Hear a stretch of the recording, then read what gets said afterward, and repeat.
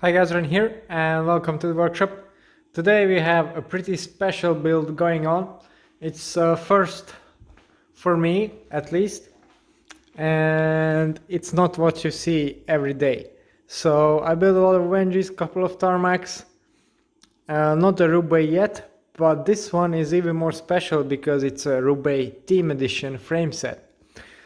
What does that mean? All the features of the standard Roubaix frame set, so light arrow, super compliant, a future shock in the front, power seat post at the back for extra flex, threaded bottom bracket, etc. So perfect all-around bike, huge tire clearances. Also, you can fit up to 33mm tires in there.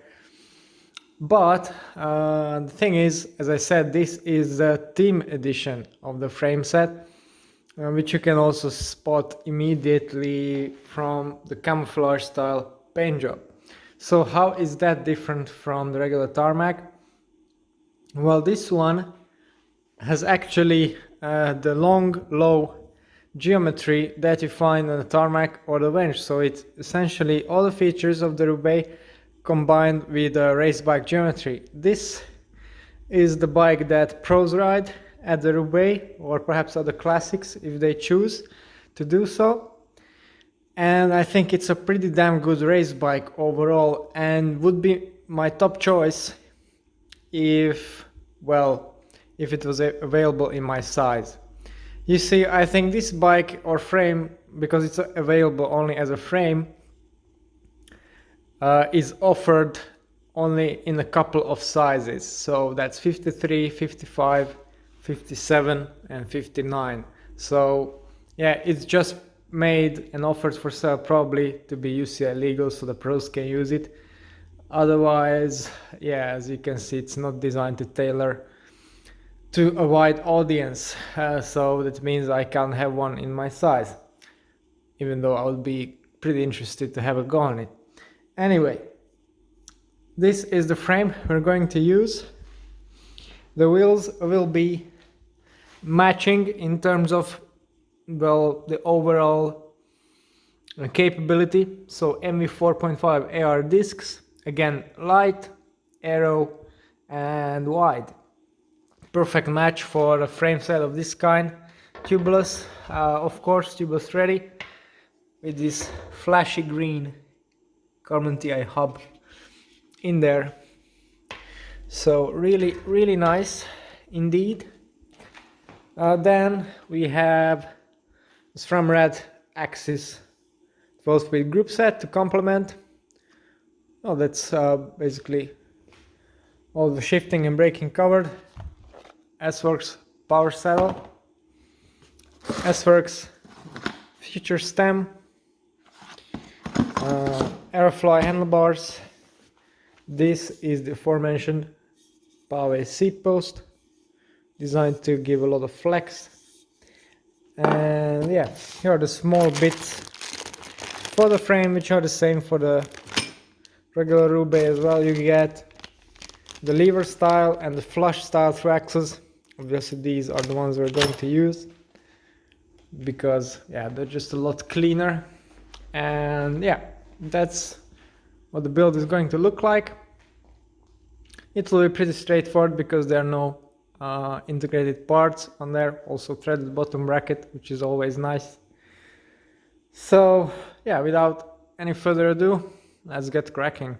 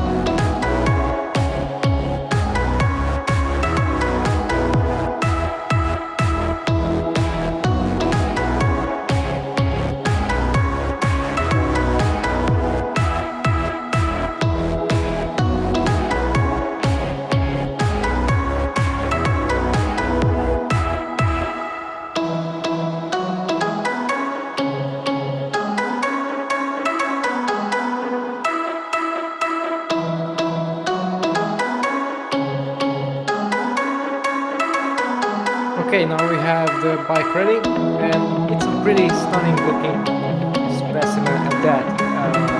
Yeah, pretty aggressive geometry of the frame. This bike will go to mountain bikers, so for now we have all of the stack here. On the Future Shock, that might change as he gets used to the position. Yeah, pretty much went through the spec already. It's all very nicely matching stuff. I've added the KH chain catcher and some elbow mandible bottle cages for security on the rough roads. And yeah, it's good. It's a nicely complemented bike setup, weighing in at 7.5 kilos as it is right now. So we'll be around 7.7, 7.8 depending on the choice of pedals.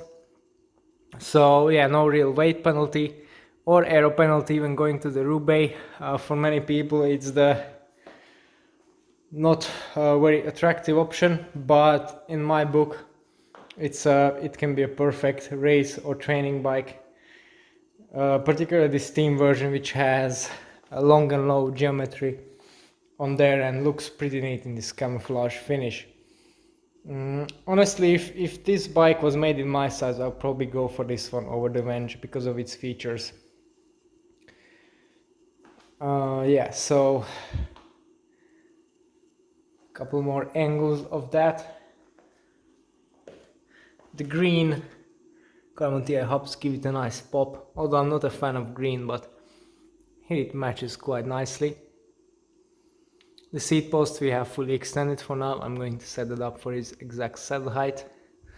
One more thing I would like to note is the Future Shock itself.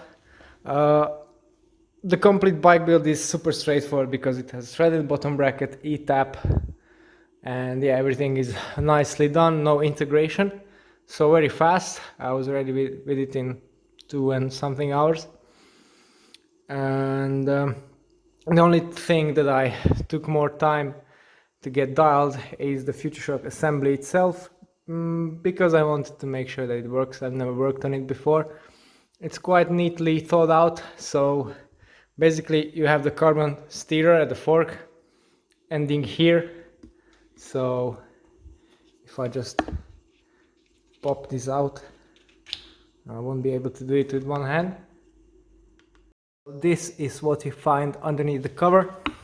So as I said, the carbon steerer ends somewhere here under the collar.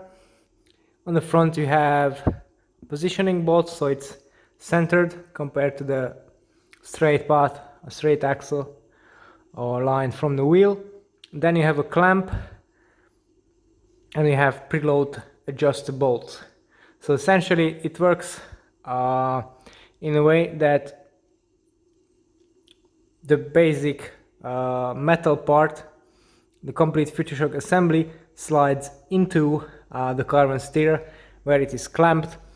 The amount which is slid in depends on how much stack do you want on there. This is the tall stack cover.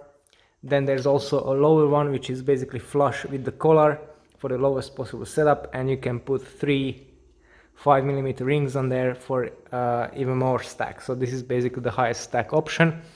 It has a minimum insertion like a seat post, and you have to put carbon paste on it like on a seat post, so the clamp holds onto it securely. And this basically is what holds your whole front end handlebar assembly.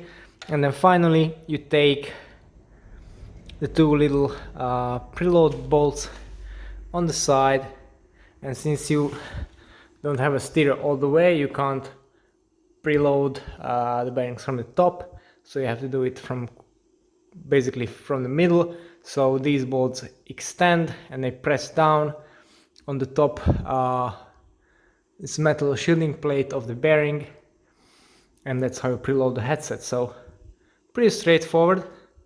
You have to take note of the installation steps, otherwise nothing special, and it works really damn good.